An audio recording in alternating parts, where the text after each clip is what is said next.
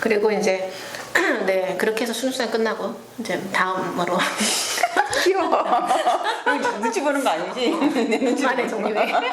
종류에 편집죠. 분만의 종류에 무통분만이 있죠. 제일 우리나라 몇 프로야? 네. 근데 진짜 제가 이거를 이제 무통만 어쨌든 얘기를 해드리기 위해서 좀 찾아보는데 중국에서는 쌍둥이를 낳다가 그 중국도 약간 자연분만을 또 원하는 그런 가정들이 있겠지. 그러니까 산모는 너무 아프니까 수술해달라고 하는데 가족들이 반대하면 안 해준대요 수술을.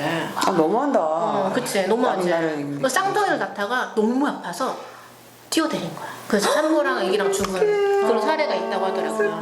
그러니까 이 고통이라고 하는 거를 저는 꼭 느껴야 된다고 생각하지는 않거든요. 그러니까요. 아니, 그리고 사람마다 틀리잖아. 본인이 느끼는 통증의 거 역치가 가지고. 다르니까. 그러니까 너무 이 사람이 그냥 평범하게 잘 진행될 수 있으면 무통 없이 낫지만 너무 이 난산이고 정말 이때만 딱 도와주면 진행이 잘 될 것 같은 그런 사람들 있잖아요. 그러니까 저희 예로 들면 24시간을 집에서 진통을 하는데 아기가 안 내려. 근데 이 아기가 안 내려오는 둘째 사모님이었거든요. 아기가 안 내려오는 거는 이 사람의 두려움 때문이라고 하는 게 느껴지더라고요. 맞아. 그래서 제가 병원에 가서 우리 무통을 하자 하고 그 병원에 가서 무통만을 하고 나서 정말 30분 만에 30분 아기가 안에 수가 진짜 무통을 무통만 하자마자 이게 확 내려와가지고 나신 분도 계셨거든요. 그래서 그만큼 의료 기술이 참 필요할 때는 되게 좋은 약제, 좋은 기술이잖아요. 그래서 그런 경우도 있었기 때문에 저는 무통만이 무조건 나쁘다고 생각하지는 않아요. 인류가 사실은 이 무통 안 아프고 낳고 싶잖아요. 그래서 썼던 것들이 처음에는 뭐 이렇게 뭐 술, 아편,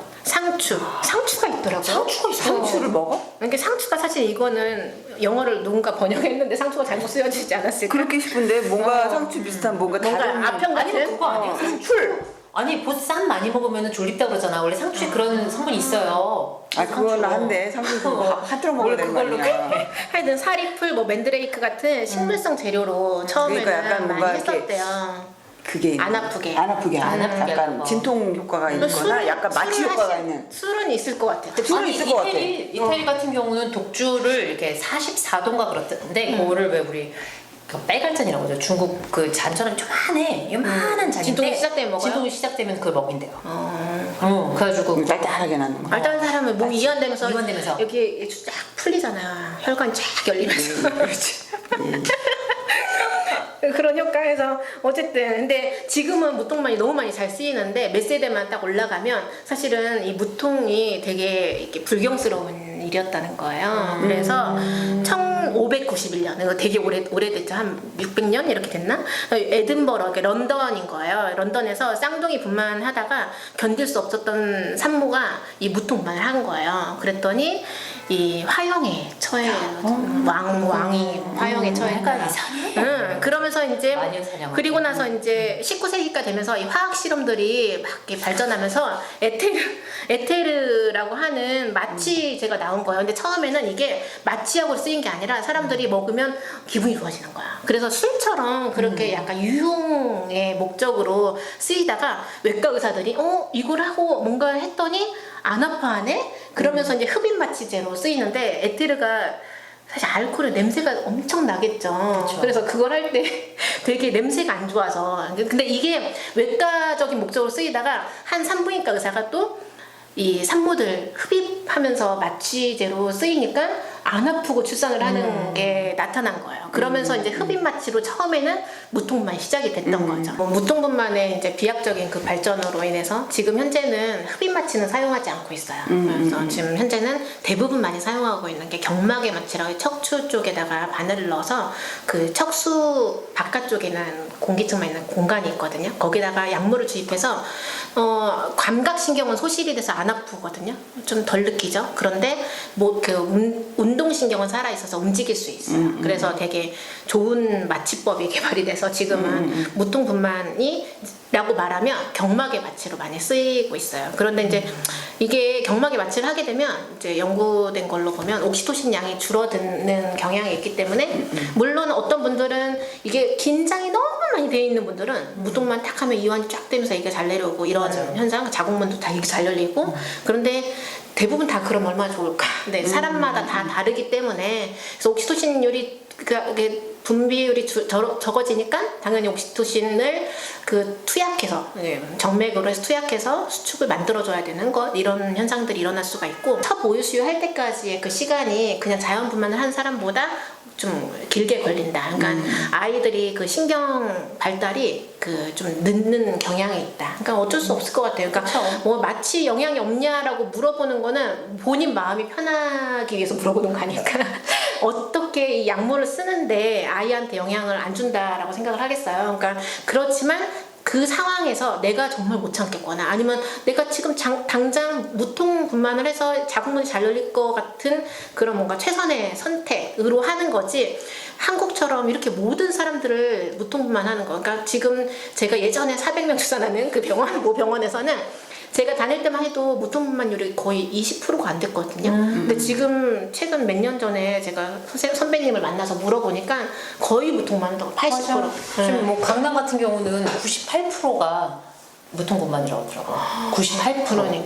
그러니까 무통만 하게 되면 제왕절개도 높아지고 참 여러 악순환이 되게 많이 이루어지는 것 같아요. 그래서 어쨌든 무통 분만법도 그 분만의 종류 중에 하나고 이제 제왕절개도 그 중에 하나인 거죠. 그래서 제왕절개는 사실 제가 이제 뭐 사람들이 제왕절개에 대해서 많이 아니까 근데 제가 조사를 하다 보니까 한 연구가 되게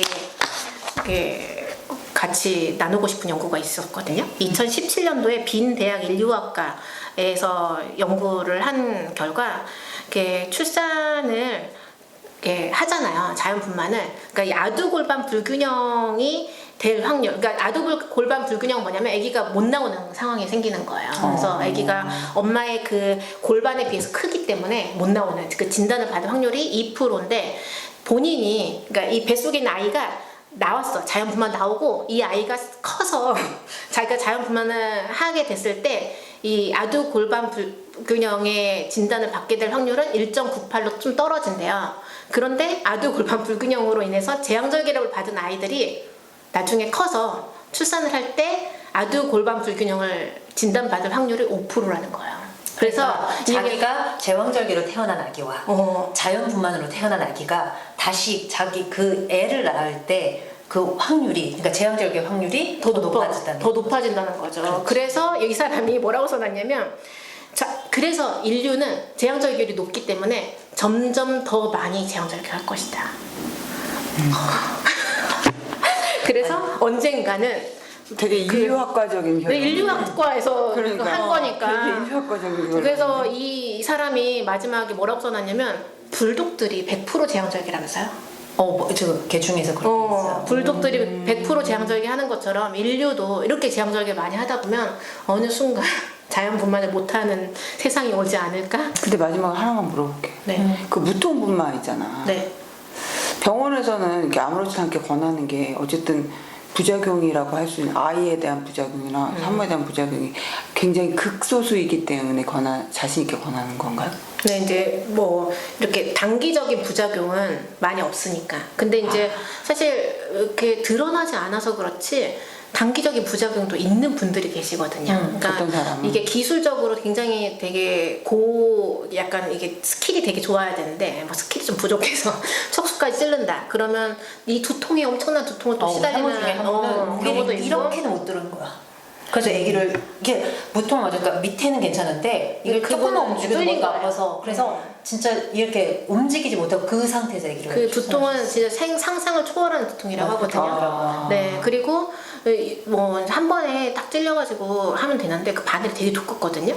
그걸 막 몇 번 또 찌르는 경우가 있어요. 4번, 5번 막 이렇게. 좋은 기술자한테 가야겠네. 아이고야. 근데 그걸 선택할 수가 없으니까. 그래서 만약에 그렇게 됐을 때 이제 허리 쪽에도 유착이 와서 무통을 하고 나서 허리가 또 아프신 분들이 또 계시더라고요. 맞아요. 뭐 그런 것부터 해가지고 사실은 제가 설명드리기 좀 어려운 좀 그런 병원에서 설명해주지 않는. 네, 부작용은 진짜 말로 드리면 정말 가슴 아픈 그런 부작용들도 사실은 있을 수 근데 이 있거든요. 무통분만 같은 경우에 병원에서 아무렇지도 않게 하라고 하니까 야 의사가 얘기하고 병원에서 얘기하니까 아무 문제 없으니까 하겠지. 문제가 있으면 하겠어?